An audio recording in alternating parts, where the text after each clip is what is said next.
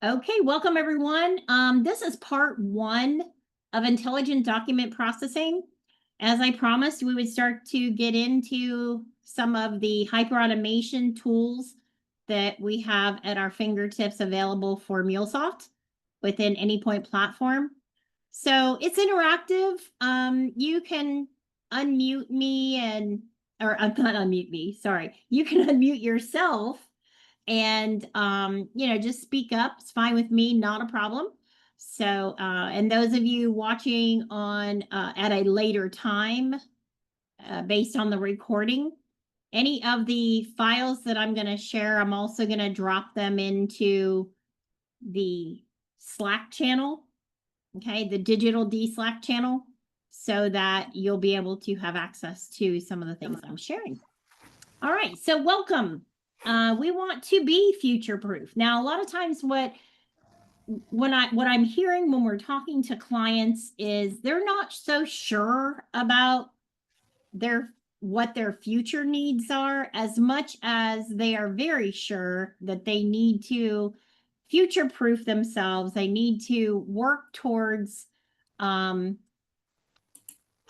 assets that are built out and ready to be used in some kind of automation or AI component. So when it comes to, hey, Cam, you got a noise in the background there if you want to catch it. Welcome. Yep. Hello. Hello, welcome. Yeah. So, yeah, no worries. And Whitney, we're also getting a little feedback on your mic. Awesome. Okay, great.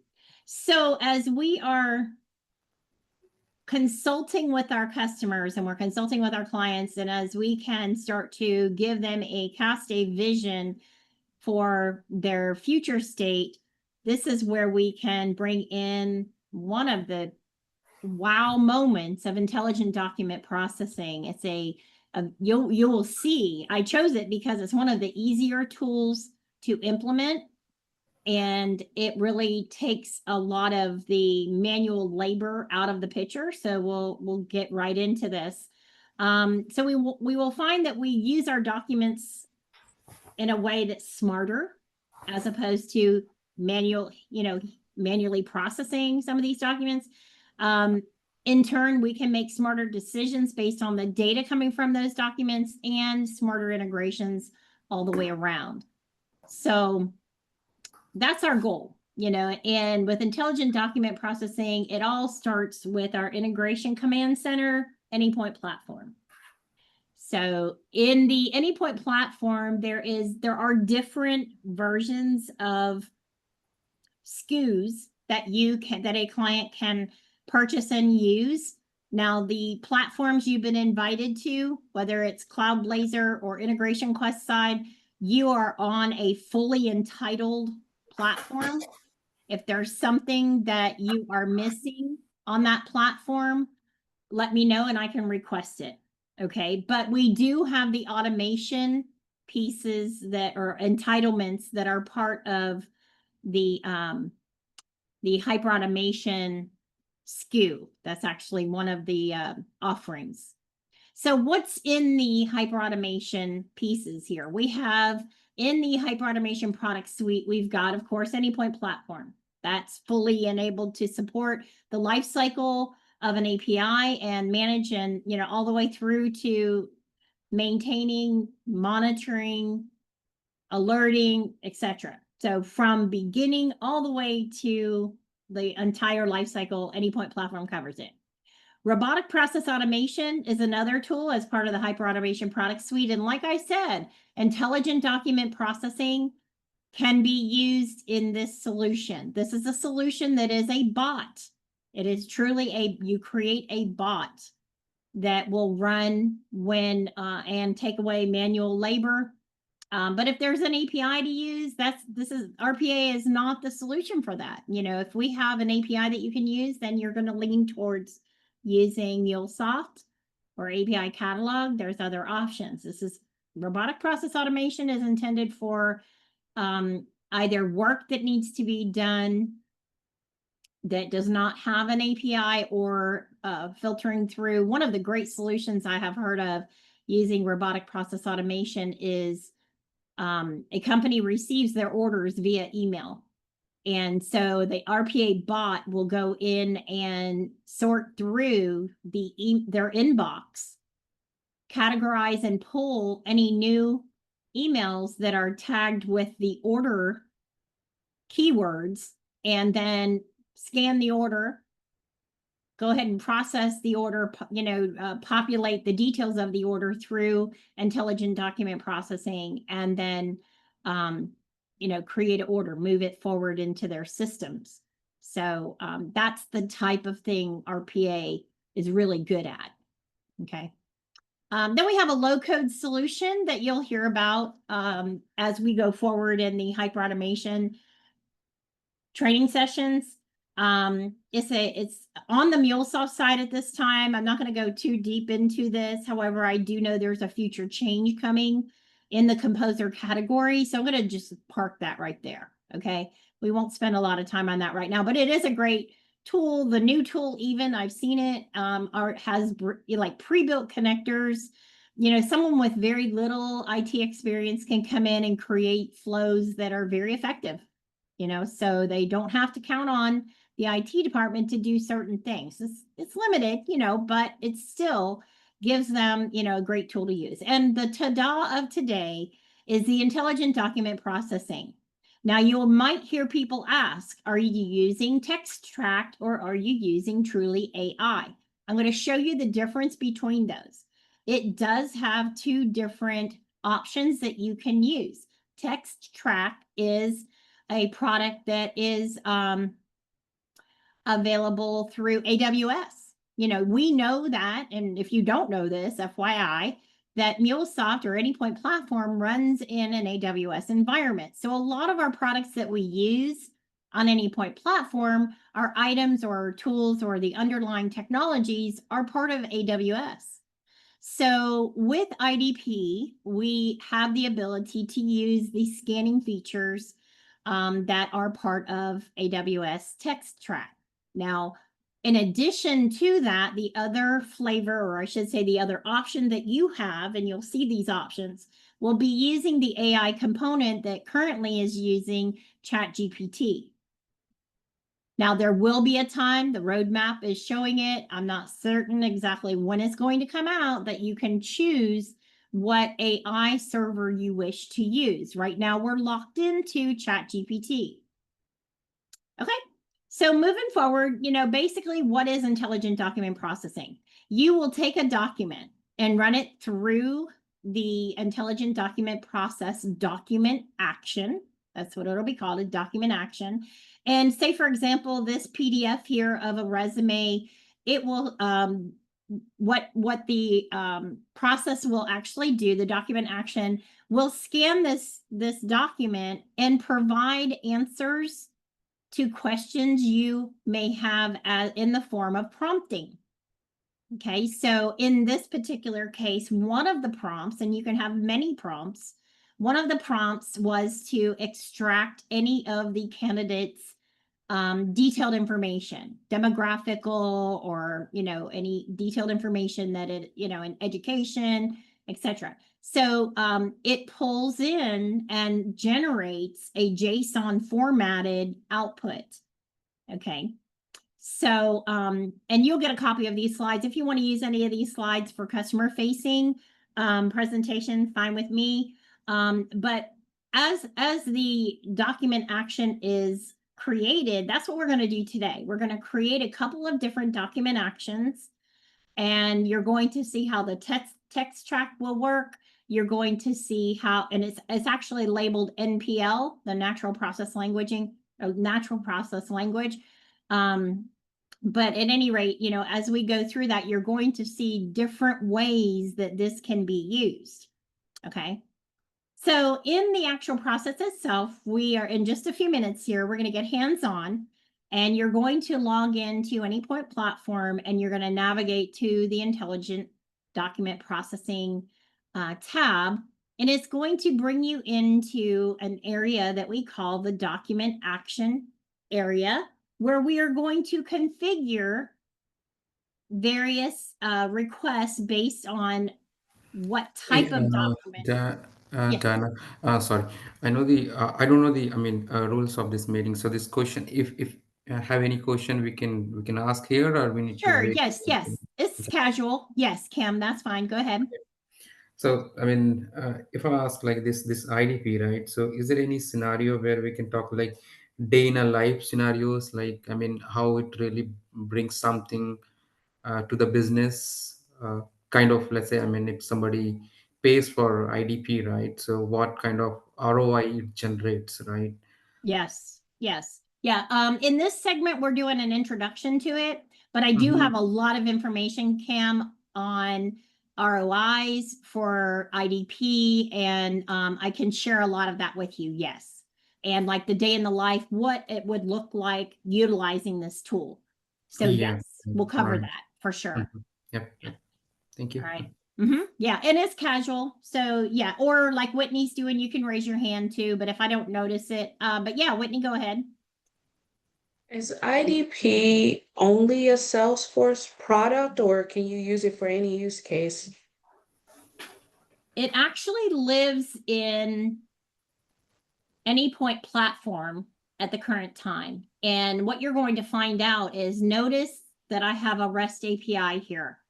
It creates, when we're satisfied with the document action configuration, we will publish it to Exchange and it creates a REST API.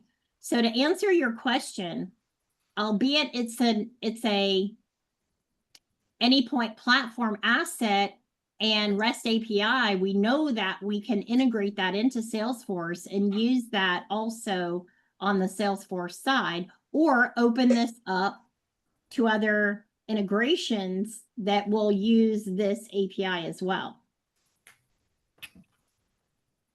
Okay. So it's a REST API. We end up with a REST API to interact with it. All right. So we're going to look at there's a couple different types at this time of the type of document actions that you can create. So we're going to experiment with those. And then we're going to actually use the generic document type. And the generic document type is the one that integrates also with the AI components, reading, and any of them will also read an image, read a PDF document, a TIFF. So you're going to see some of its ability there. Okay. Then as we go forward, there's some good slides here. A lot of these are Salesforce, given. And so it can kind of, give you an idea of how you can even set the accuracy threshold. You'll see us do that. There's a level and how it's reading. It highlights our document in a gray tone to identify that that is where it read that information, or that information was read there. So it will, again, extract this data and be populating this data out in a JSON format. Okay, so we'll go in and we're going to configure. We're going to get hands-on here. I'm not going to spend a lot of time talking through all the slides, but one thing I do want to point out, you'll notice that there's one of five, there's 5 files up here in the document action, I guess you could say lifecycle state, because we create the document action, we configure it, and we can put several different files up here at the top as we are testing out our document action. But AI, when we use the AI component, it's actually going to just be using one document at a time when it really runs through it.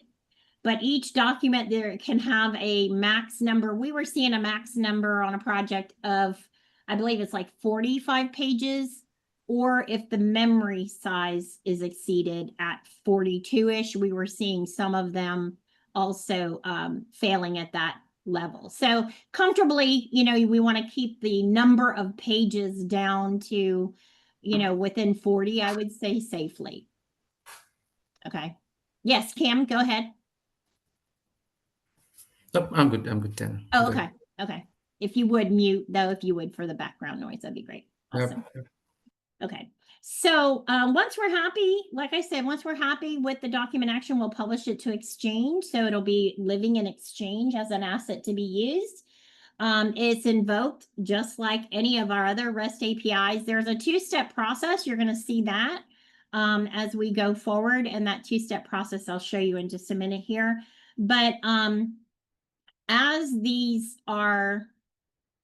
documents are actually being ran through the server, the output, when it's ready, after it's completed the scan, is going to provide us back with the information into a Mule app, if that's the route we choose to use. So here's a document action here, and showing also the connectors. When we publish this to Exchange, then these connectors are available for us to import into Studio, go ahead and use them as a connector. There's the two steps are, the first one is you post into the AI server with your document. Okay, so let's say, going back to what Cam asked, what can we see in a day in the life? Okay, one of the examples you're going to see me talk about in the AI segment using the AI pieces are that I'm a recruiting company and I want to process 200 resumes today.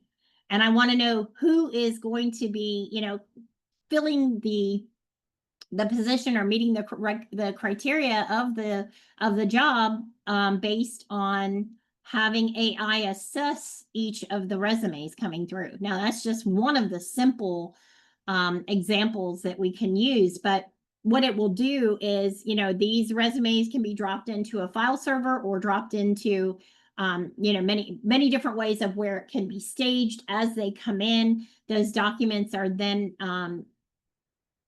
utilized in a post environment here. So we would actually be picking up the file, running it through the post, and then when AI is completed, we can get that. Now, get the results. So it's a two-step process.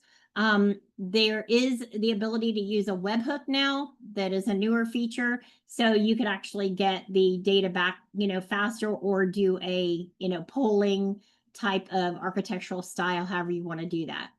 In our case, we're just going to start early, start fresh, and look at how we get this started. So again, coming back to what Cam was asking, how can we see an automation flow? And you can get an idea here that in Anypoint, we'll read Gmail for new invoices, download those invoices, and then use that endpoint to send that document to IDP. Okay. And once it does, if it does not meet a threshold of accuracy, then that puts it in a review status for someone to oversee. If everything is fine, then we know that the document is ready to be, the data from that document is ready to be moved forward, and wherever we're sending that data. Right here is, using NetSuite, but it's according to wherever that data is going to go. So, as you can see, it's very simple. It's not very complex, but let's jump and get hands-on. And let's see. All right, so get logged in to Anypoint platform. Okay, and everyone in the room should have this, right? Dana? Yes. Yep. So if you go back to this slide, right, where we Uh-huh. have seen the use case, uh, Bringing it up 1 sec. yeah, no worries. So here, I mean, it's a industry use case, right? I mean, so Gmail is kind of, I mean, not fitting it here.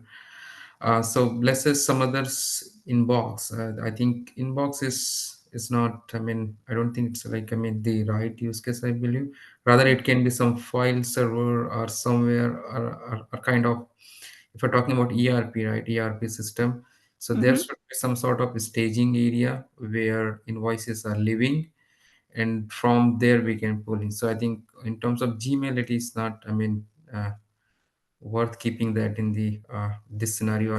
I feel rather it could be some enterprise location where invoices are getting staged maybe for 1 day, 2 day, or a week, and we can download, and that's where we can have some action on it, and then it can come to Mule IDP, right? Is it Of making course, sense? absolutely. Yes, yes.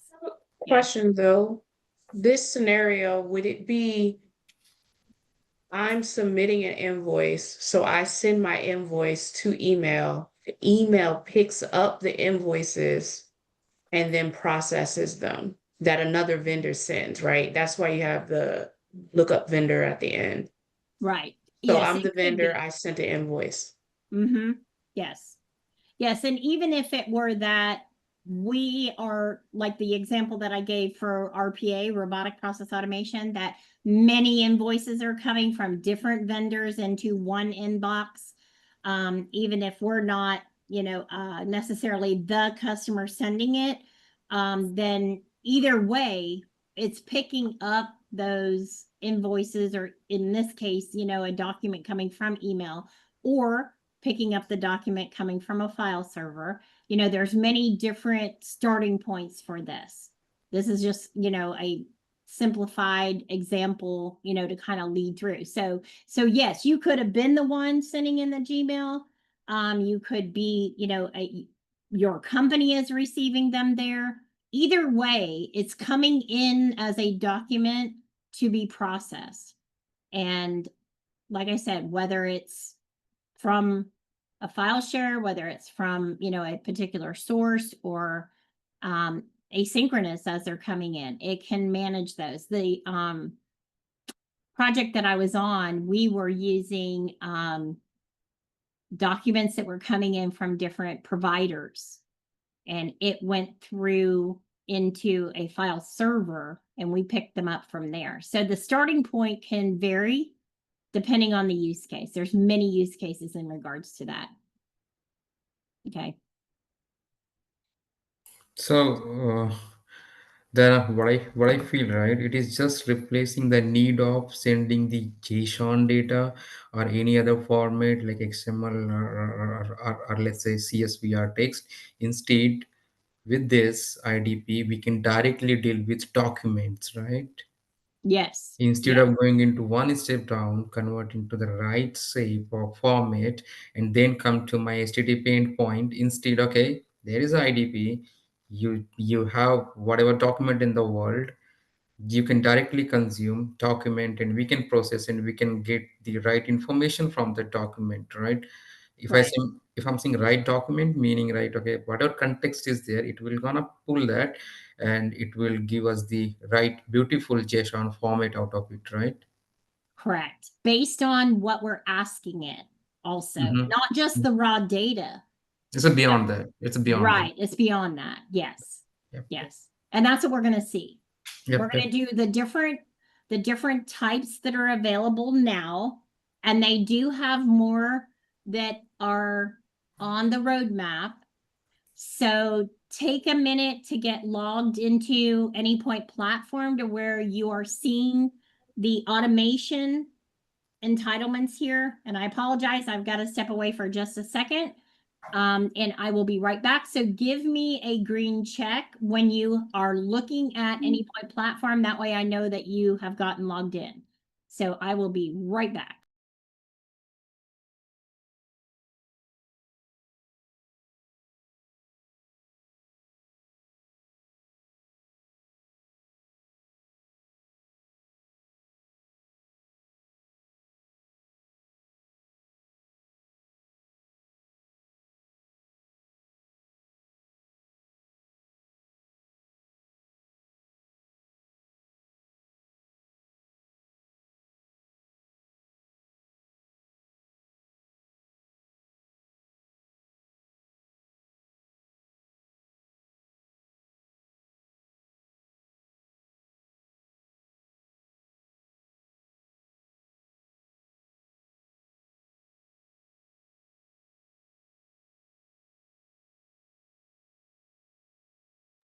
Okay, I am back. So is anyone needing help logging in, or are you in observation mode? Okay, Finn, I see yours. Cam, are you logged in, Tim? I am logged in. Yes. Yeah, I mean, yeah. Took All some right. time to unmute myself, Dana. Okay, that's fine. There's a green check you're supposed to do when you're in a class. Searching for that. I'm searching for that. Oh my You goodness. gotta Where go is to the green emoji. check? Go to the emojis. They're called the reactions and give me a green check. You gotta follow instructions around Hold here. on. This is good, but where's my Also, I've got some presentations too on the top uses for IDP. Like here, I've got some good stuff we can use. Automated invoice processing, travel documents, insurance claims, patient intake and healthcare, credentialing. That's the one I'm going to show today is credentialing. Well, really resume, but we could do credentialing. We could also go out and check some of their credentials. Mortgage application processing, legal document review and management, banking compliance, that kind of thing. So there's, you know, there's some additional slides. I was kind of keeping it simple because it's a hands-on training, but I will be happy to share any of those with you. And as we are talking to clients, we can fine tune exactly what they need for their industry. Okay. Oh my goodness, Diane, where's the checkbox? I got it, Dan. I got it. I am so proud. Yes, it is under the reactions. Do you see the reactions at the bottom? React. I see React. Yeah. And open up the React and there's a green check there. Oh, hallelujah. Yay. Cam? Okay, I just pushed this on the chat box. Oh my Oh, I God. see it, but that's the wrong green check. Oh my God. Okay. Anyway, no worries. No worries. Yeah, I'll get it. I'm I'll get it, Dana. versatile. I'll I'm get it. versatile. Okay, so we want to, most importantly, I want to know if you can get into intelligent document processing. If not, I need to change your credentials, right? Or your permissions. Yay, Cam got it. Good job, I did Cam. it. I did it. Yeah, I'm so proud of you. Very good. Okay, under the intelligent document processing here, we're going to go ahead and click on Get Started. Now, if you are not able to proceed forward, now I'm going to clear the board. You got to, if you are not able to proceed forward, give me a red X. And I will know that I need to change your permissions. All right, looks good. Looks good. Everybody's gotten in. Okay, so we are now in the document action state, you know, phase, I guess you could say, or state. And this is where you will create and see a listing of additional new document actions that have been created. Now, those of you that are in the Cloud Blazor platform account in the upper right, you should be under Cloud Blazor EDU. Cloud Blazor EDU. Okay, Whitney, I'll fix you. Hang on a minute. If you're on Integration Quest, you want to be in IQ Developer Lab. And Whitney, I'll make sure you have access to that. One sec. Let's take care of this. And the access that you need for this, let me go to Whitney's account here, and it's under Add Permissions. And if you type in doc for document actions, this is the permission set needed for intelligent document, for IDP, intelligent document processing. Okay, under document action. So we'll go into next, and I'm going to give you access. In Whitney, you can build it in your classroom if you want, or I'll also put it under Developer Lab. Wherever you want to build that is fine with me. And RAM likewise. I bet RAM, when you read your notes later, if you don't have access, just ping me. Okay, so this is the business groups. So you can isolate where this is going to work. You know, where you want your team to have access to it. And Whitney, refresh, you should be good now. Okay, and then the Cloud Blazor team work under the Cloud Blazor EDU. That's where we're doing our training stuff. All right, very good, very good, good. All right, so let's click on Create New.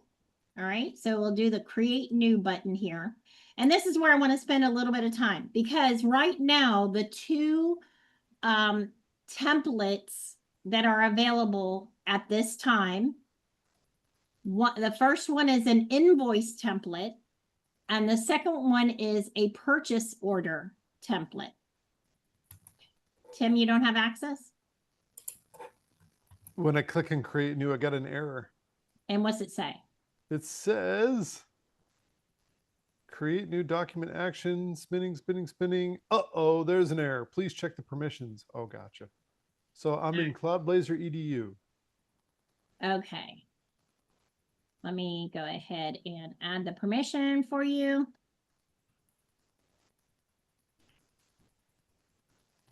And we'll give you the works. All right, now refresh and try. Okay. Anyone else have any issues with that? Okay. All right. So back to intelligent document processing, and we will go in and create new. Tim, did that work? Not yet. I'm walking back. I tried the refresh. It didn't work. I'm going to log back in. Okay. Takes 2-3 minutes sometimes, this permission things, maybe. Yeah. Gotcha. You know what? One day it took 15 minutes, you know. Really? Wow. What is this? That's worked. crazy. Yay. Perfect. Okay. Okay, so I do know that there are some additional templates on the roadmap that they plan to introduce. But right now there's invoice.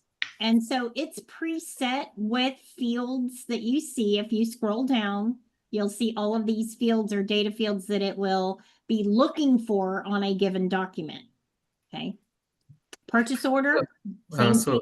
Dana, Yeah. I have a question on this invoices. So when we take the template of invoices, right? So how we can say, like, let's say, I mean, invoices can have multiple stuff in it, right? So it depends on what kind of ERP system we are using.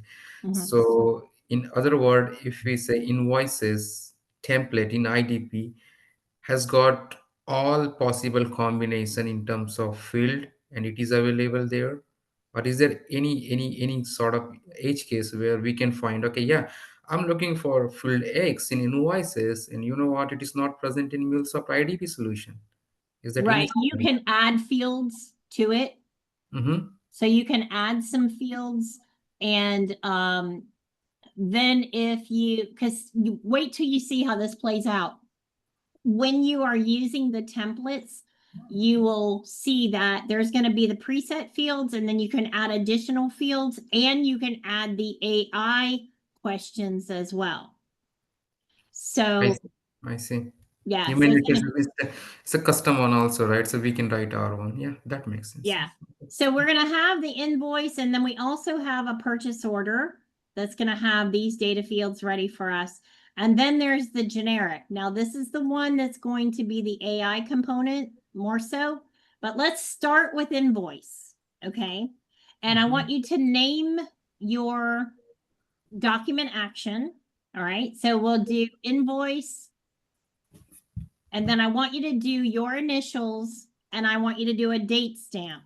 Of course, that's not best practices for actual using it, but I want to know when we publish this to Exchange, we'll be able to know if it's an asset that's really not in use. And if, you know, so it's just for organizing the assets in Exchange for right now. Okay.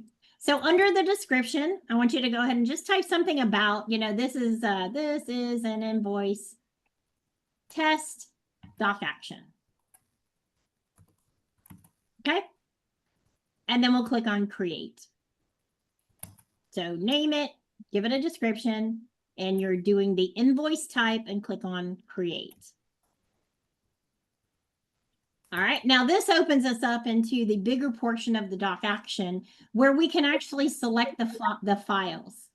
Now, what you see here at this time is what you can use through intelligent document processing. So you got PDF, PNG, JPG, and TIFF. Okay, they do recommend the DPI is 150 or more. And the maximum size file is actually an 8 megabytes. Okay. And here for testing purposes, maximum of 10 files. Now, when we are actually running it through through the API, through the endpoint, there's, it'd be one at a time. But like I said, some of our documents were up to 40 pages. And it was really based on the memory size of the data that it extracted. So there are different governing factors here that you want to be aware of. All right, so I'm going to throw some things in the chat of this meeting. And I'm going to give you invoice number 1, invoice number 2. Where is my 2-page, multi-page invoice? All right, go to the chat and download those. Okay, and then we'll go ahead and bring them into your document action. All right, so they're going to be here in your document action, and we can look at these. We can take a look at these. Invoice 1 is just that. It's a simple invoice. Okay, but we have a signature here, and we can see data that is going to be extracted. Invoice 2 is again, more of a detailed line item here. This one does not have a signature. And then we have a multi-page invoice also. And this one has 2 pages to it. So in this case, it's going to scan the entire document, the entire 2 pages as a single entry, as a single item. Okay. So each of these are we're just testing it out. Each of these are going to have, a result per each document that we are scanning. Now, on the right-hand side, we can see the fields that are listed, right? So we see the fields, and we can scroll down on these fields here and see the different fields that are listed. Our tables, there's also a table that is created as well. Okay, so we can see the tables. And then there is the AI prompts. So to answer your question, Cam, if there's something that's not in the template, you can add new prompts. Okay, so you can do that. All right. And so at the very top, let's look around what's on the screen first. Now, this area where we added our documents is here. There is a run button. We're going to run it in just a minute. But remember, I told you that if it does not meet a particular criteria of accuracy, we can set that confidence threshold to be at a certain level. And if the confidence threshold is less than this percentage of the threshold, then it's going to go into a review task folder. All right, we're not going to see that here in the document action. Okay, it's not going to throw it over in the review task. It's only when it's ran live do we see those tasks or those review tasks fill up. So this confidence threshold, right? So if it is in some percentage, let's say 60, 70, 80, 90, but it should be always 100, right? Because we should not alter the data in between while processing, right? So what does it mean by confidence threshold?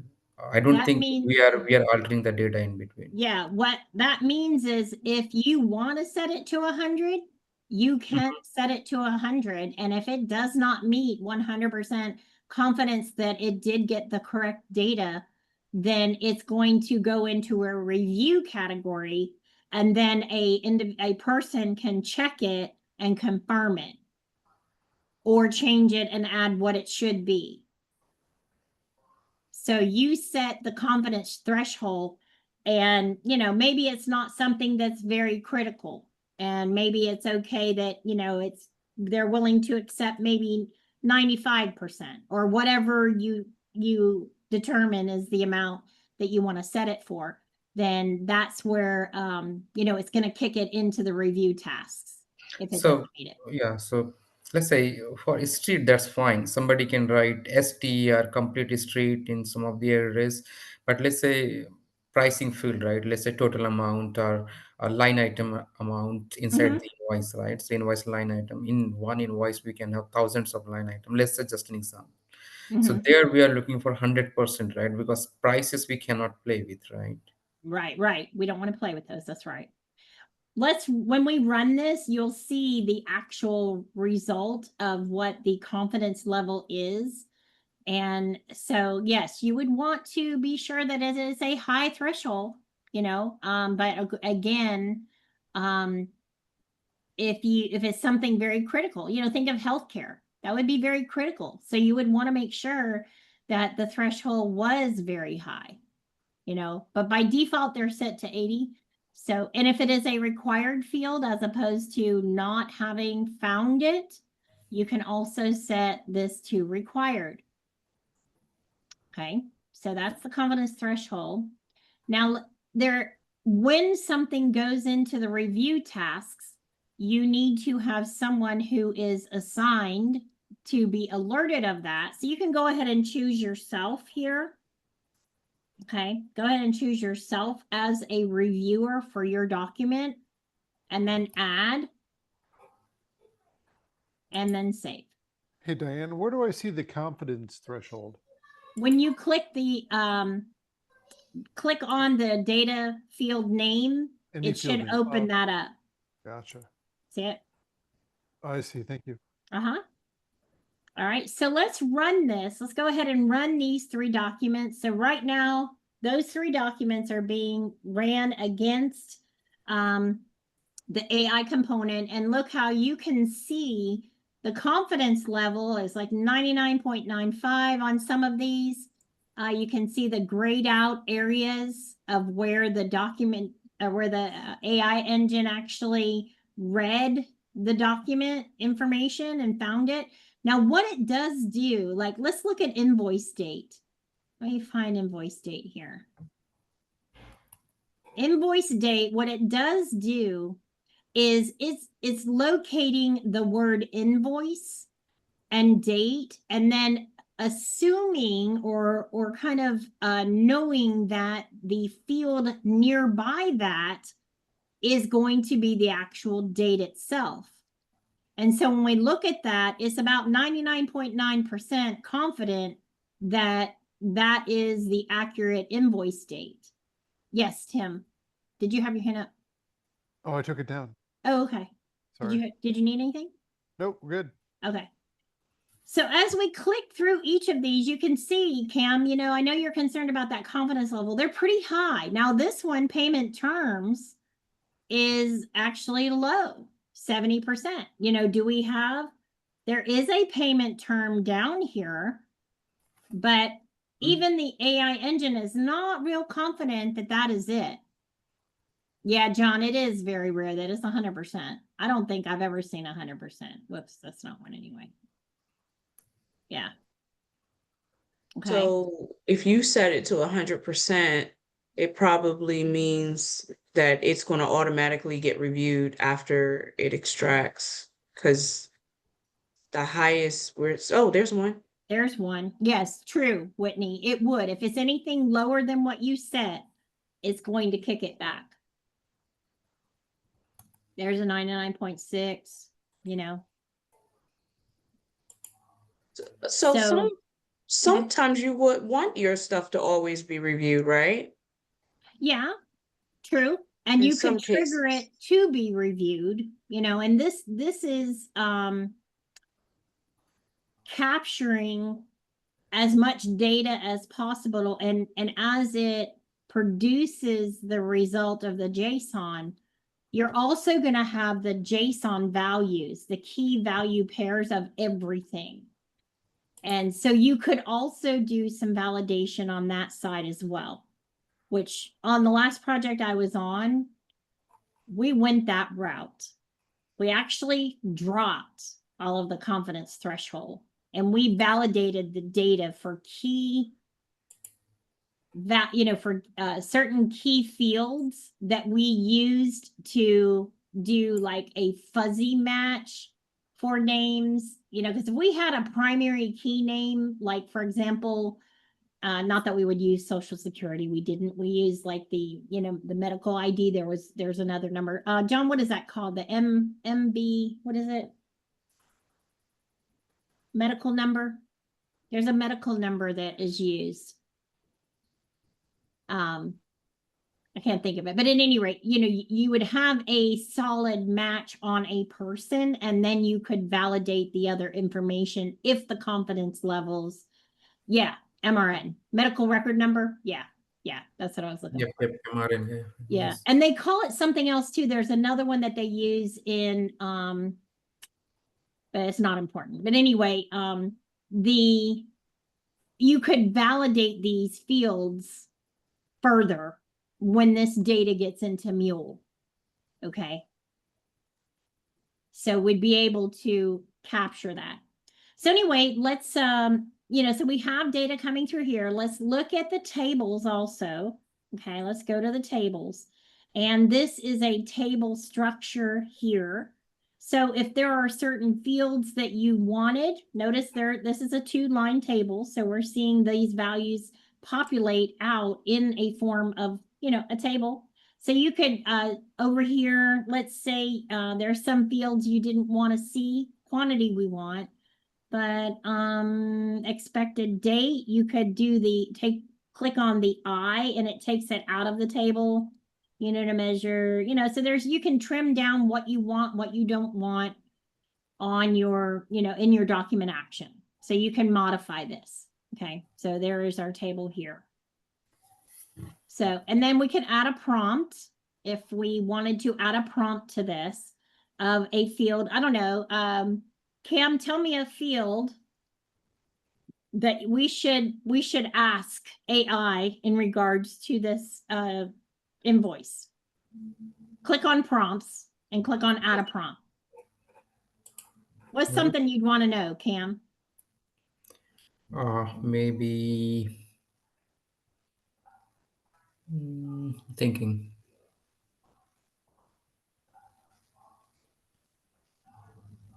Invoicing terms. It can be payment terms, but I think payment term is already present there. So invoicing terms, let's say. Invoicing terms. Okay, so put it in the name as a field name, because that's how it's going to come out with the supporting information regarding it. Now, the instruction is a prompt. This is an AI prompt, just like we do a ChatGPT. It is a prompt. So, as a invoicing clerk, please locate any invoicing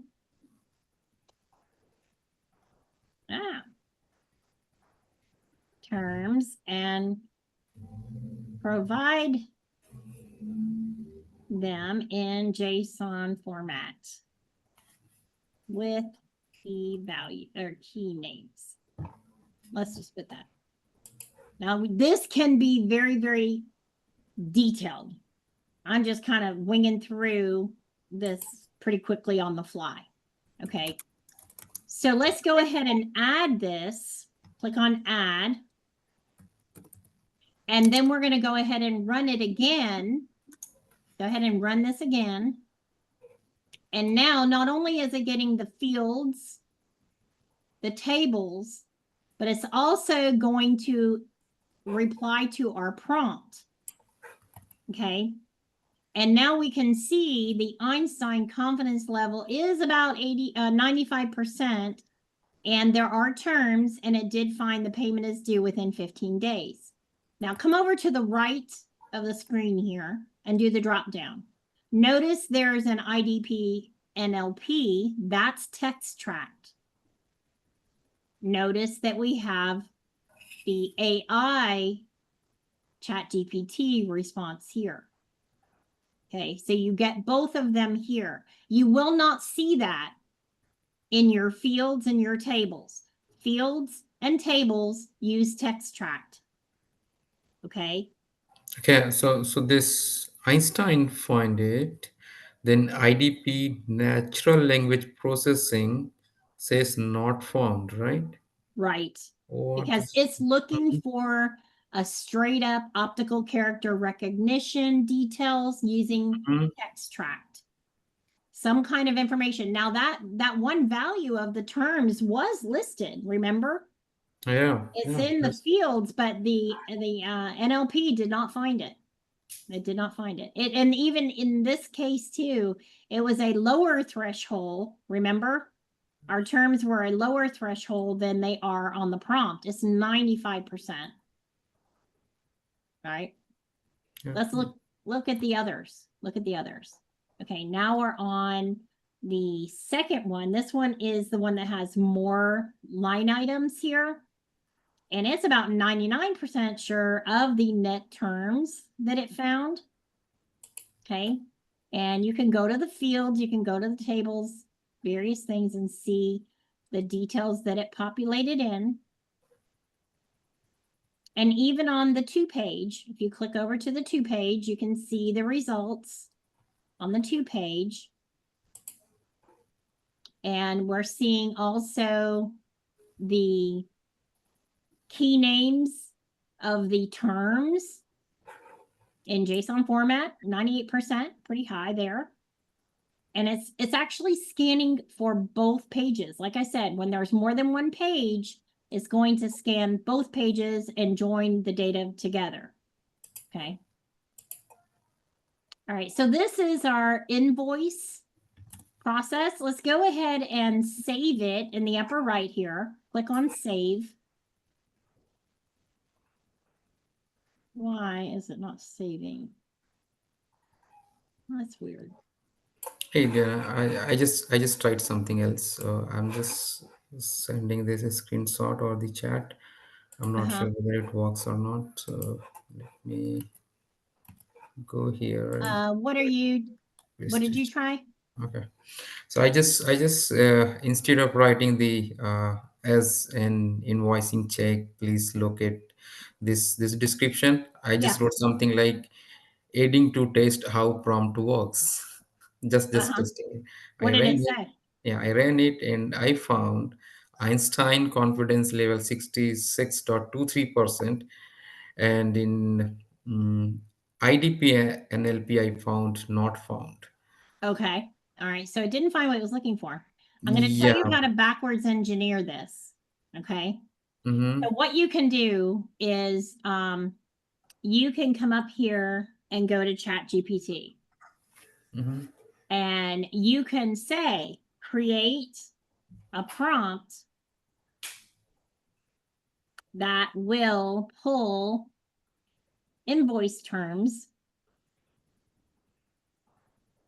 in JSON format with key values.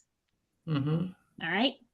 So you're backwards engineering it and saying, okay, here is what, you can actually take prompts from ChatGPT. There's a whole art I about see. building Yes. prompts correctly and accurately to get Yes. the data you want. Mm-hmm. Okay. Yes, Tim? The question I wrote, did I pay too much for these items?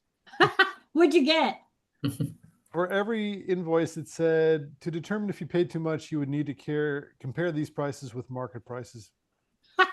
That's good. That's good. So is there a way to make it a little bit more smart?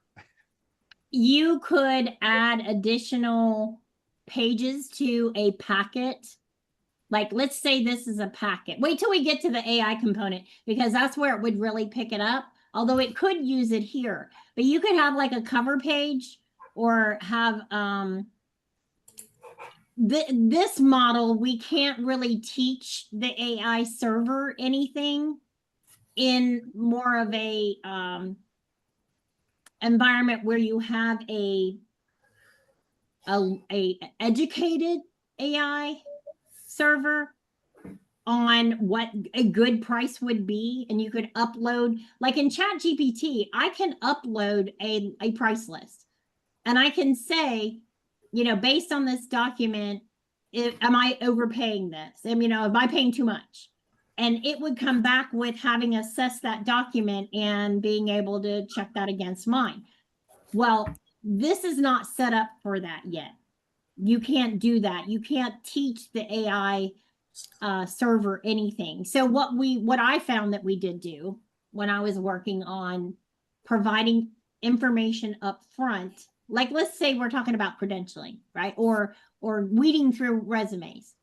I had a cover letter that had the description of the position they were looking for and the requirements of that position. And it was appended to each of the resumes going into the AI server. So that I would say a question here, locate the description of the position they are applying for and see if this candidate matches the criteria for this position. And it could handle that. So very similarly, you could add, you know, if you wanted to, add a price list and say, is this a good price based on the front cover or something like that? Because does that make sense? Sure does. Thanks. Yep. Okay, so this is our invoice. And now that once you've saved it and you're happy with it, let's publish it to Exchange. Okay. So we'll go to publish to Exchange. Now there's a ton of extra things you can do here. Keeping an eye on our time, I want to go ahead and get into the AI or generic document action that lets us really ask more of those detailed questions. Okay. So notice when it publishes to Exchange that it says you can use this document action in robotic process automation. Okay. You can also use it as a REST API from Exchange. So let's go ahead and click on Exchange and you should see your API living there now. Of course, it's going to open it up to yours. But if we go, I'll go to our assets list in Cloudblazer EDU, and here are the different doc actions that we have. Okay. And so as we're looking at these, we can go back into ours and say on the, by the way, for those of you newer to Anypoint platform, this is where a repository of where our our API assets are. And so it published to Exchange, version control on the right. And on the left-hand side are the endpoints. So like I said, you're going to see that this process requires 2 steps. The post that includes your document. The get that retrieves the JSON data.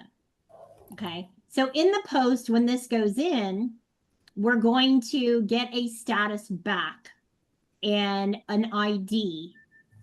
So this document ID is what's used to either poll or require the data coming in. The execution ID will get that data and it will come back in a JSON format, okay, of the pages, the quantity, if it was using the NLP, the natural language processing, if it's using that or the tables, you're going to see all of that, you know, listed and organized. And then it will also have an area at the bottom that will use the AI component. Okay, so the AI component will be where the prompts are. If you go all the way down, you're going to see the area of the prompts. That's going to be your AI components or your AI questions. Okay, now part 2, we're going to be interacting with this API. Part 1 today is based on creating document actions. So let's close out this document action and let's click on the document actions at the top here. You can click on either one to navigate back to create a new one.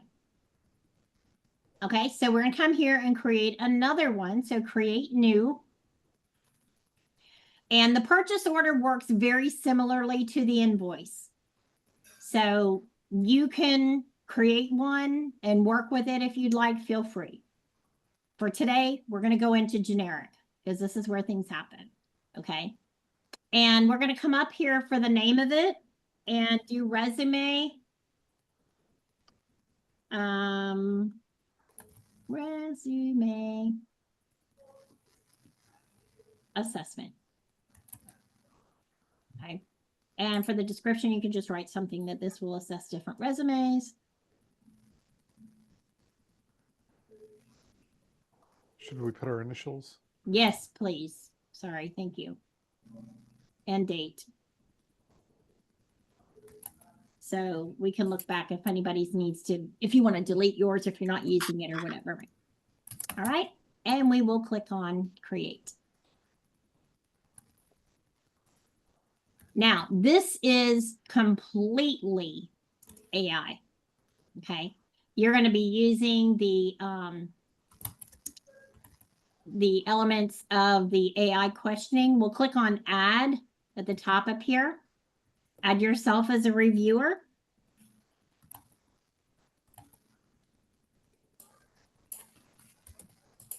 Okay. And they will tell you here that you can start, these are kind of new. I've not ever really worked with those. When I was working on the project with this, it was in the beta.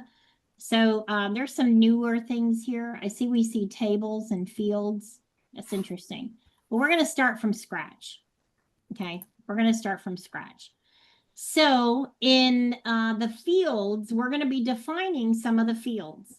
So I'm going to be putting a couple of prompts here. And then you can take and modify them. This is kind of a starting point. So the first field that we're going to do is going to be called top skills. Okay, top skills. And then the prompt I just put in the chat. Okay, so we'll do top skills. And again, this is kind of very basic. You could do much more detailed from here. Okay, and again, you can set the confidence threshold differently if you would like. And then you'll come down here and click on add.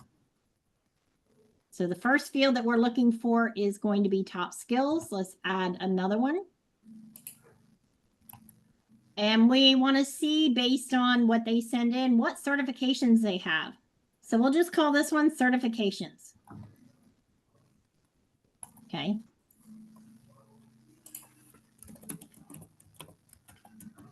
And the prompt on this one, again, pretty simple. As a credentialing manager, list all certifications found in the applicant's packet and return this data in JSON format.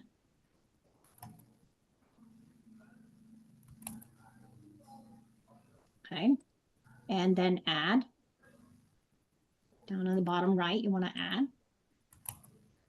And you can add, I think they had it up to 40 questions, 40 prompts, and then I think it got extended. So I don't know really what the limit on the prompts are. I wonder if this says, it may say. And now they've got some Einstein prompts too. So anyway, we'll keep on our path here. But if you want to add additional things along the way, feel free. We want to know the applicant details. Okay. So let's do applicant details. And again, we'll tell, as a hiring manager, we want to know name, address, education, certifications, and return this data in JSON format. Now we're being very flexible on how we want the data to come back. We can be more specific with the key name and the value. You'll see that in one of our prompts here. So let's click on add for this one. Another one, assessment for hire. Assessment for hire. So here is the key name. Okay, and then let's try this one. And it's going to be, as a hiring manager, assess if you would determine if this applicant is hireable or not. Desirable. Explain how you came to that conclusion. So we're asking a lot here in that little sentence, you know, basically, you know, if you would determine if they're hireable and why. It is not matching with the other case. I think A should be small here. Sorry. I'm sorry? Key. In key, A should be a small letter, right? Oh, yeah, probably. Yeah. So you can go in and change that. Yep. And then update. And then this is another one. Let's do assessment number 2. So do assessment 2. And I want to show you the difference in the prompt here. Okay. So you can also, and we did this type of structure a lot. You can also tell it the key names, add a, yeah. Oh, wait, hold on a minute. There's more to that. 1 second. Let me give you the fullness of it. We didn't get it all. So I was going to say there's not a curly bracket closing that JSON. And here you go. Now you've got the whole thing. And then a final decision. So fix. Hey, Diane, you're asking it about its suitability for the role? Yeah. Describe what the role is? Well, we're not even describing the role. We're just having it assess what it's seeing in the candidate's profile. Okay. And we're not even checking it against, well, yeah, there is a qualifications match. Okay, so in that one, there is a qualifications match. So yeah, there should be, you know, let's see what it says, because we would have normally had a front page on that. Yeah. Can you give it a job description? Say, hey, given this job description? Yeah, you could. You sure could. Okay. Yep. Let's get, let's see. Give me a job description for a senior MuleSoft.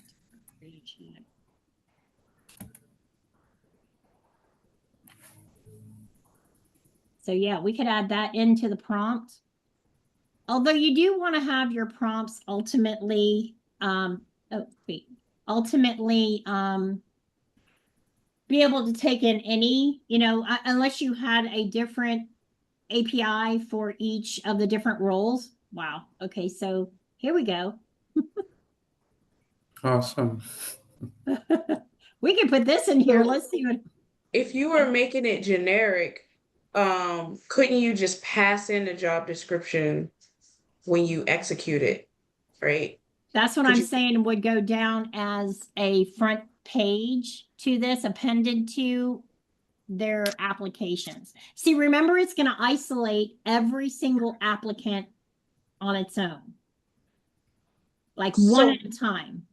So would you put the job description in the prompt, or would you pass it in when you executed the process? What we did is we added it to each of the applicant packets because they also had like a job number that they wanted reflected as well.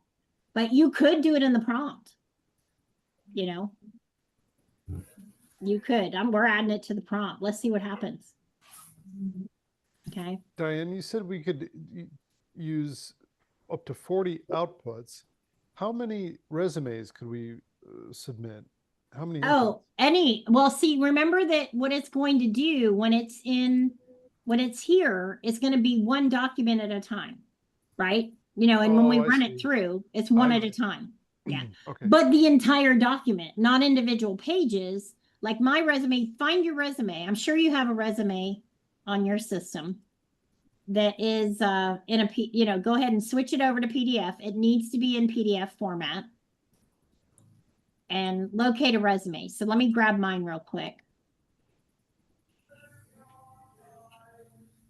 So I get what it does. It makes it an API using multi-part form data. Right. Did you see that down here? Yes. Yes. Oh, yep. Yes. On the right. Yep. Yes. Yes.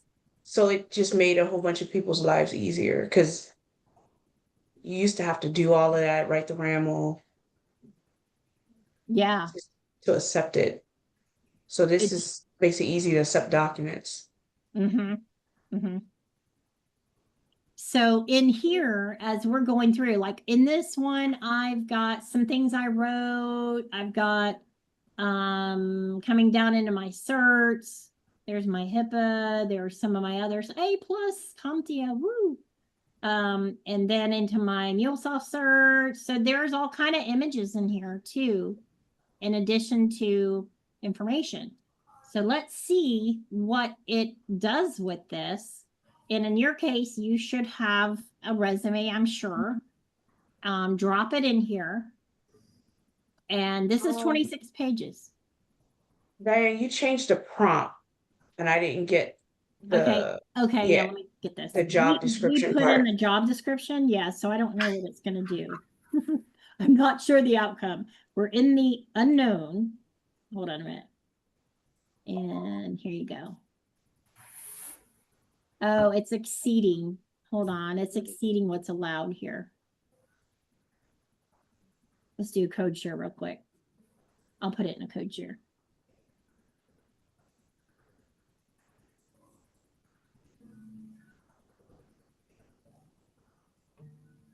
Okay, grab that. Now, what we did a lot is we gave it a lot of structure when we were doing the healthcare project, because we had to have those field names defined in our data types. Now, what you could do, and this was an approach we were facing, was to go into Mule when we get our JSON back. You're going to see the JSON we get back, and then do, you know, our transformations to map over into our exact fields. But you can, like what we're doing at the bottom of this one, actually give it its options. And even in the value you're seeing on the right, you're giving an enumerated list of the answer we want back, right? High, moderate, low. So we're actually giving it. Then we're telling it here, list the strengths. So let's see what we get. Let's run it.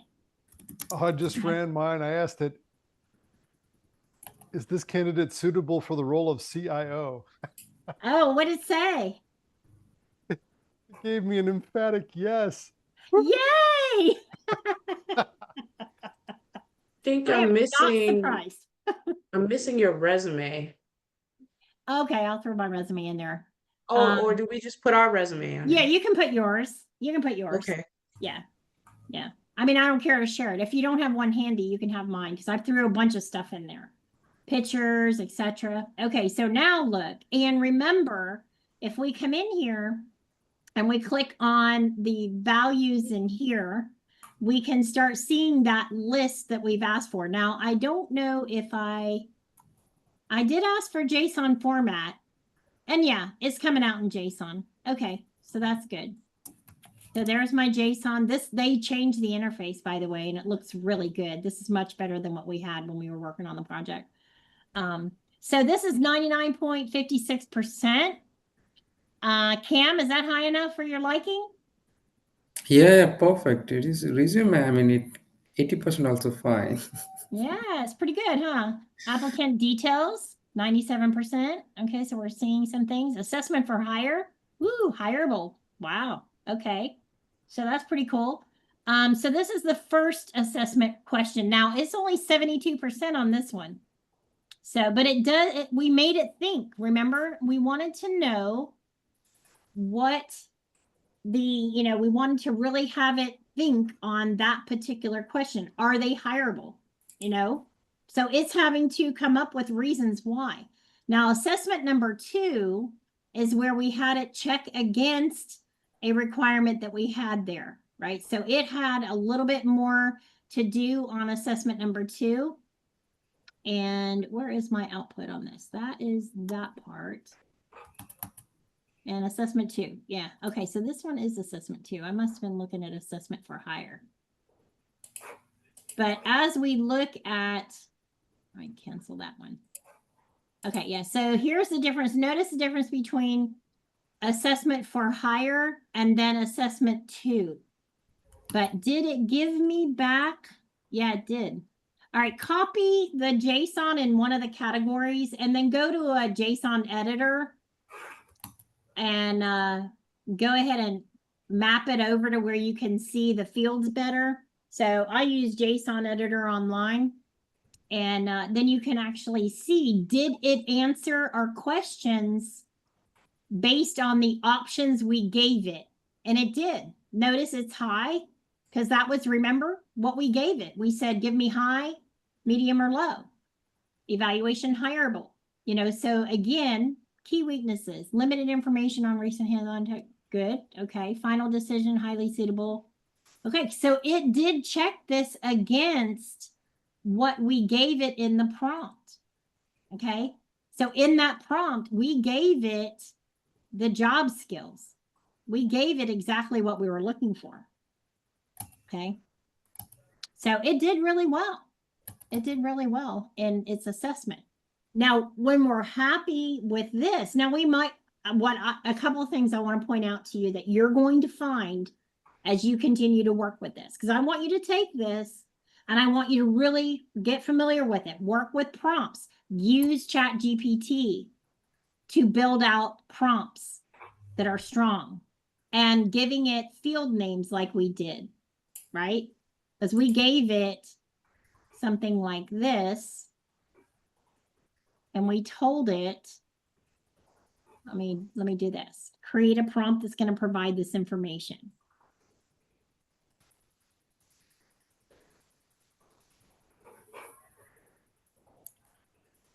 With these key names. All right, let's see what we get here. All right, there you go. Look, now it didn't change too much, actually. But what we can see is the key name and giving it options. Okay. And if you wanted to look for certain things, you know, let's say we're doing credentialing and we want to make sure that they currently hold a active, you know, RN license, or, you know, whatever the different certs are, you know, we're maybe looking for certain certifications and stuff like that. So again, you can either write it in the prompt or have a cover sheet that gets appended to each of the, you know, documents that are coming through, which wouldn't be terrible, can be done, you know, so that's something to consider. So what are you finding out?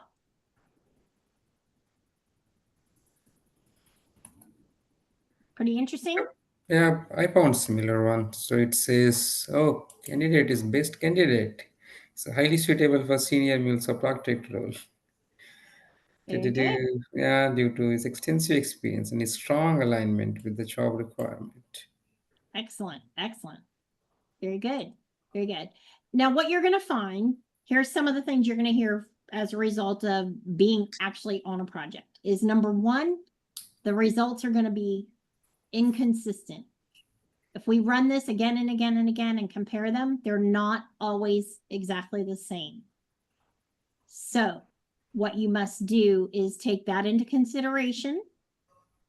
And there is some variance depending on how the AI server itself replies. So giving it the field names helps to minimize it coming up with different field names, because we did have it doing that. And then the field names were not matching our data types. So we started providing it with, as you saw, the key names and what we wanted back from it, you know, what answers we wanted. So that's one thing to consider. Another thing to consider also, that if it does not meet the criteria, this one does not. If I ran this through the API, it will end up in the review tasks here. Okay. And so part two, we're going to actually be running some of these through, and we will have it in a Mule API. I'm sorry, in a Mule application that we can actually run them through. Okay. We could run them through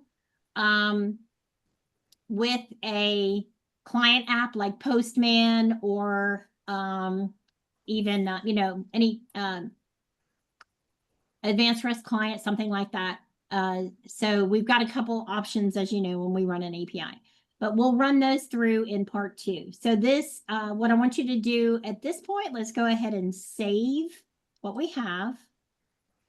So, And Jana, what I hear you saying that under the hood it uses LLM model from ChatGPT. Is that right?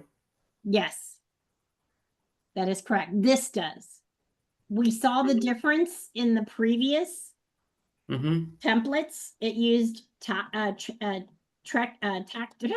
tongue's getting tied now.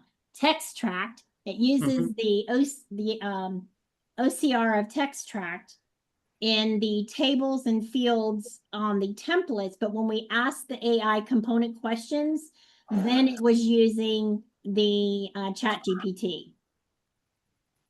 Okay. So Okay. is there any specific model we can say, the latest model or mid-level Yeah, model? it's 4. It's using 4. Okay. Mhm. Yeah. So I guess you're probably saying the same thing over and over again. I'm just trying to wrap my brain around it. Sure. Yeah, no worries. So the OCR, you said text track, Right. that's the way that's used for the templates. So the purchase order and the invoicing templates, right? But anything else has to be this chat GPT prompting where you put in a document and then it scans the document based off the prompt. Correct. Okay. You got it. Okay. Now, is there any pros or I guess would a best practice be if you have a use case that already has a template, use the template or It depends on Yes, what you sir. need. I mean, if you're using invoices and because see in the invoice category, remember we could still add an AI question. So it's Right. actually using kind of both, right? Whereas in it would depend, you know, if you needed it, you could have it analyze the invoice or the purchase order and ask it, you know, an assessment type of question or summary or summarize this. So it would just depend on what you need. And you can trim down what data, like, you know, we saw 50 something fields on the invoice. We could trim that down to 20 or 30 fields that we just needed to pull through, right? Yes, and then this doesn't give a confidence. And is that because It the does. results it does? Yeah. Oh, Click it. just click in it. Yeah. Click in the field name, because that's actually the field name. Where it's going to show up is in this listing here, our Oh, get request is going to show up as the field names. Now what, yeah, and the confidence score shows also. So Cam, when I was telling you that Mm-hmm. confidence score was not acceptable and you wanted to assess it further, you could either have it catch it here with your threshold and it's going to be in the review task. And we'll do that part too, because you've got to run them in order for it to be kicked into the review tasks. Or you can use your JSON here and get your confidence score and say, I want to assess this one. Because what we ended up doing was really evaluating the data when it came into Mule. So it's different strategies. So your threshold is one thing, your confidence is another. The confidence is what's going to be in your JSON. Yep.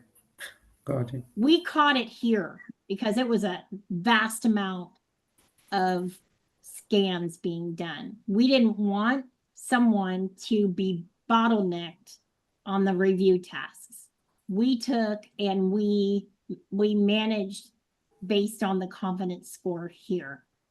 And depending on what it was, if it was an email, you know, we were more flexible on non-essential data than we were if it was something like their social or what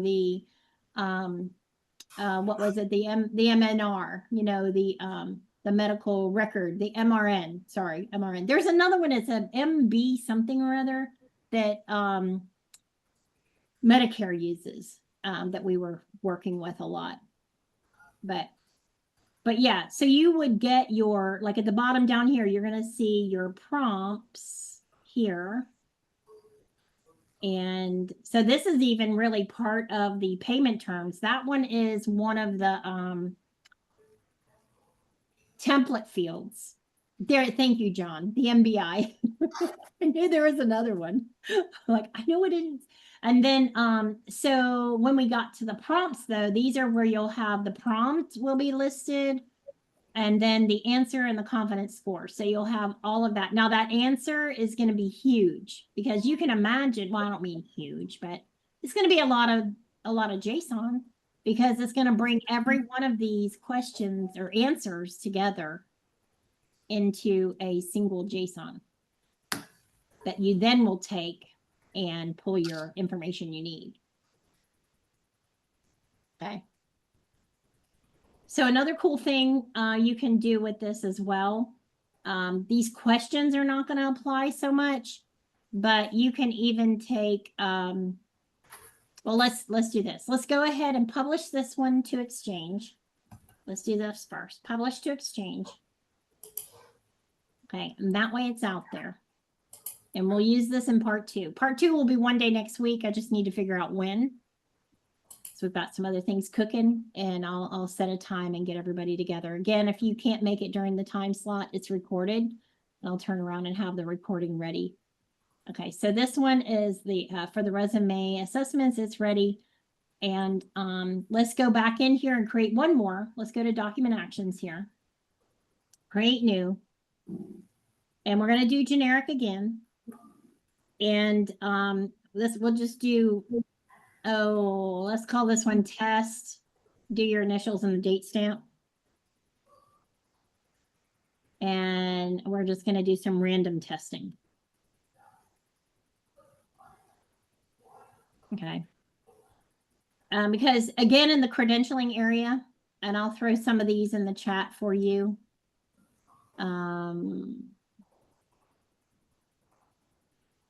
And that. All right, so we've got 2 driver's license and a handwritten sample. And let's populate each of those over here.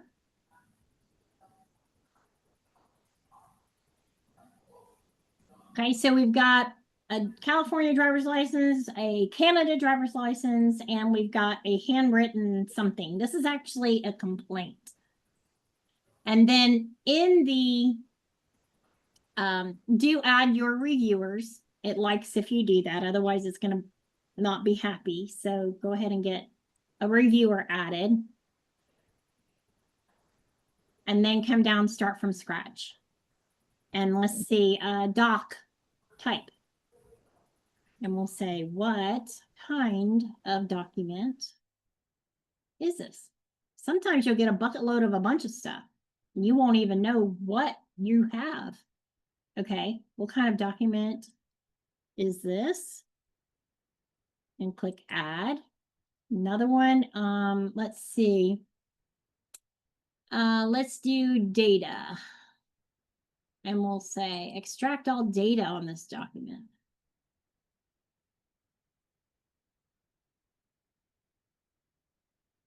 For processing. Okay, and now what you could do is, again, remember, you could put the field names like you saw us do earlier, right? So you could say name, address, you know, you could start telling it what you want. I'm going to leave it kind of open. Okay. And then save it. And just run that, you know, run that part. Let's see what we get. You can add other questions if you want. I just want you to really work with it and see, and really the more comprehensive your prompts are, the more specific your data will be. But run it about 5 times and take a look at what your results are. Unless they have fine-tuned the servers, you're going to get variances in your answers. They're not drastic variances, but you will get some variances. Okay. All right, so that handwritten one, it is saying it's about 79% that it is a complaint. Well, they're right. Okay, so that's correct, complaint.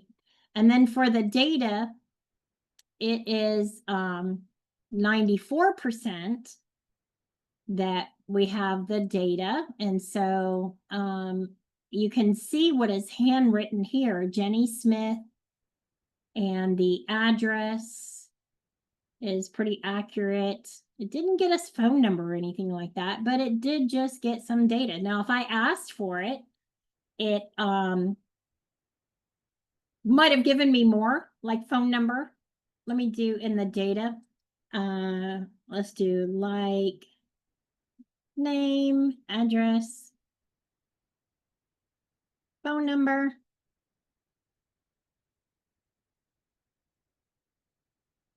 And let's see, this has got 2 pages to it. Let's see if we can get a description. Okay. And then let's update that and run it again. Let's see if we can get some more info on that. Okay. Now, one thing that the AI, well, I was actually listening to the roadmap on the IDP, and I noticed that they have now said that that the IDP will be able to recognize a checkbox. See this checkbox here? That was a very big pain point on that last project because there are some forms that have checkboxes and the AI was not able to identify that checkbox. And I'm curious, the new release of IDP will recognize the checkboxes, which was, that's pretty interesting. Okay, now that I've asked for more, so this has been a good example of if you ask for just minimal versus asking for more details, we're getting the handwritten portion that was the complaint. Okay. And notice too, this time I ran it, my confidence levels are up and it's no longer, maybe because I'm being more descriptive, maybe this was not enough of a prompt. And when you really get into prompt writing, you will find that sometimes the more detail you are, the more challenging the AI finds to get you exactly what you're looking for. There's like a happy medium between them. Okay. There's a happy medium. You want to give it enough, but not too much that it chokes. So I have found, especially the biggest tip I can give you is give it those data fields. When you specifically know what your data model looks like, give it that. And that way it'll structure your data better on the output. Okay, because you're not seeing the JSON output. We're only seeing what it potentially will look like, right? But this will all come together in that big JSON that we're talking about. All right, but it's reading handwritten text. Okay. All right, let's look at the driver's license. Okay, so it identified it as a driver's license. It pulled her information. It got all of her details. Let's see how pretty close it is. I'm a card holder. Her name is Ima, and her last name is card holder. So it did really well pulling this driver's license information. I'm not seeing anything that looks off to me. Date of birth. Yeah. So it could read a driver's license. Same too with John Doe. Okay. And we asked it for a phone number, but it did not find a phone number. So there is a null value on that. And description is enhanced driver's license. So we could ask, what is the issuing country? We could ask things like that. It would probably find it. So you've got some things to work with and chew on. And let's go ahead and save. Go ahead. Can we get signature here? Let's say signature field. Let's ask for it. Add new signature. Is there a signature present on the document? We laughed about this because we were always looking for a physician signature, and you know how bad physician signatures are? We're like, we don't know that we're ever going to find one because they're not good usually, right? Yeah. All right, so this one, ooh, that's bad. Look, not found. Yeah. It didn't find his. Let's see if it found hers. Is hers on here? Not found. That's not finding him. Interesting. Let's see if it found one here. Yes, this one was found. I think it's on the second page. Yeah. So it did find that one. It's not finding this. That's interesting. Oh, it is looking for key signature. We have in the plain text, I mean handwritten one, but we don't have key in the images. Maybe. Yeah. Maybe, yeah, because it has the word Yeah, signature here. signature. Yeah. Chat, Yeah. ChatGPT. Yeah, okay. Yeah, and you can fine tune. Now look what we got on her this time. We got a lot more information on her this time with her height, weight, and everything. Did we get more info? Yeah, we got more information on him too this time. It's interesting how it is different. Very. Hold on. Diana, you were mentioning this medical healthcare example, right, from the project. So generally, let's say doctor has got kind of a deal kind of scenario where it has got signature, right? So, but from the image, we cannot able to get the signature over here, right? Though Right. from the handwritten one, we can get it. So how did you manage that scenario then? We put it in a review when it really had to have one, because a lot of these prescriptions do require one. And sometimes it would pick it up and it would notice one. But the thing about it is that my concern was this. How do you know that that is the physician's signature? Or is it picking up? Like you would almost have to have something like a DocuSign. I don't mean DocuSign. You'd have to have something that would have the example of the physician's true signature and check it against that. But we put it in everything had to be reviewed at the very end anyway, but it would automate so much more of their whole workflow that just double checking some of those things at the end was not a problem. You know? Right, So that's how that was managed. But it is a lot. Go ahead. I'm sorry, Kim. I said tricky though. Oh yeah. Yeah. Yeah, doesn't Yeah, look very, like very, especially straightforward. in healthcare. To me, that was, what gave me peace of mind was knowing that everything needed to be validated at the end after it completed the entire process. Because it Yeah, was, because yeah, sorry. So because I mean, earlier you mentioned this check boxes were the problem. oh yeah, let me Any do one. yeah, any form can have like radio buttons. I mean anything, right? I mean, opt in, opt out. So such scenarios, right? It can be multiple checks means checkbox. If it is unique check means radio button.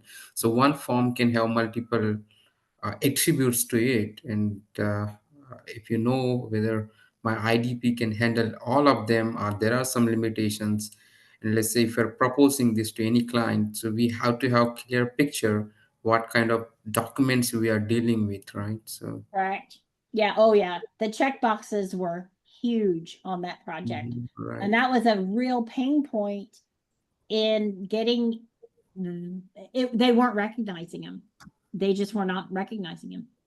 Look here, none checked. Okay.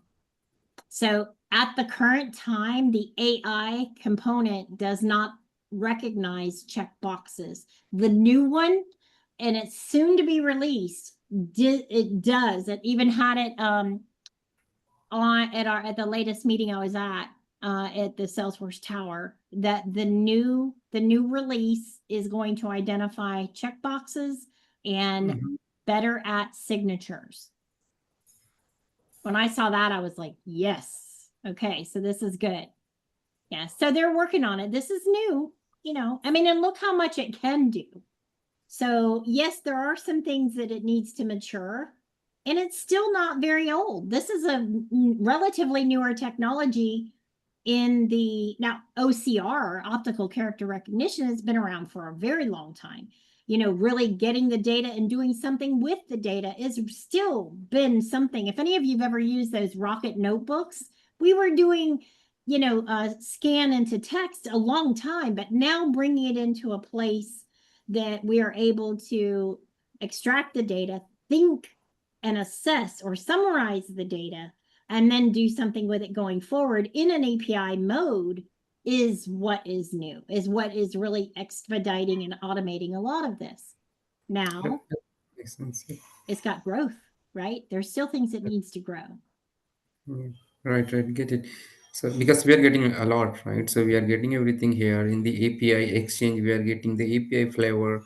We are getting all the data in JSON format, so it can be consumable from RPAs and wherever API support, right? So Mm-hmm. yeah. Yep. Apart from that, let's say, I mean, just a simple question. Maybe like we are in pre-sale. We are trying to sell IDP. What are the best point to mention to sell IDP? Okay, what else it can bring to the business? It will take out, like, for example, in the automotive industry, let me, we Mm-hmm. have a packet that we just got from our, one of our prospects. And there is data in this entire packet that comes into a dealership that has everything that is needed to order a fleet of vehicles. Now, what's happening right now is a person is going through this packet, 20-something pages long, and having to manually go through and enter the data of that packet into their system to order the fleet of vehicles.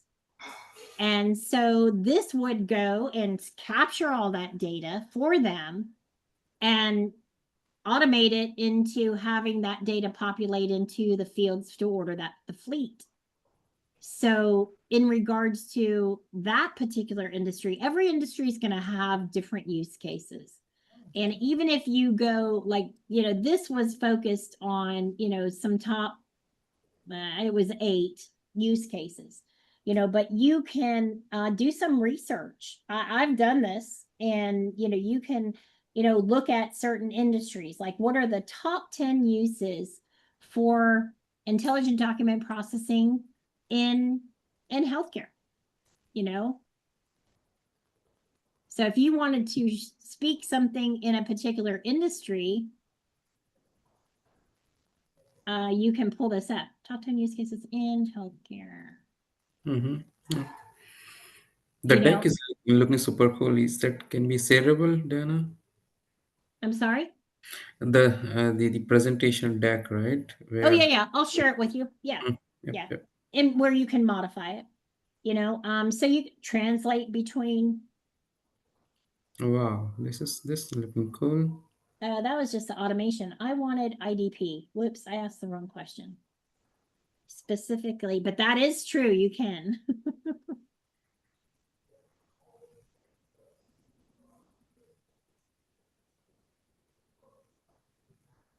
There we go. Okay. Medical record digitalization, pre-auth, document processing, lab results, interpreting, claims, discharge summary. So you can take different industries, like legal. Oh my gosh. When you get a document, a legal document, and I have done this, you know, that's pretty long, and I can pop it into, if we ran that through IDP and we were looking for certain keywords or certain various things, that would be very helpful.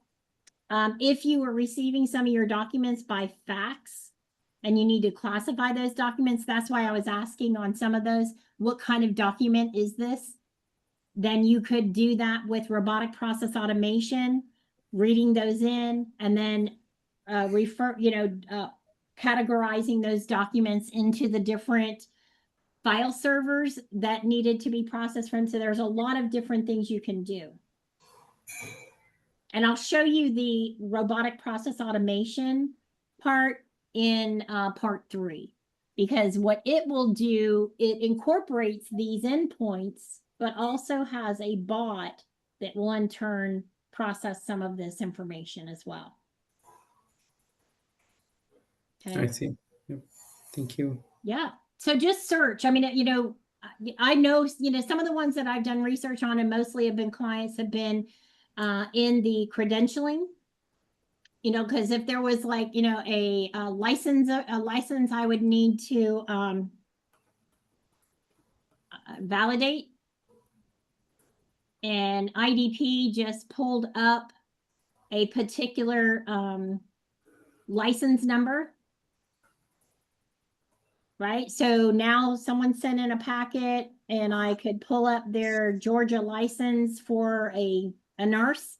And then I could look up a license, and you'd have to, a bot could go through some of this. I've had it go through some of these.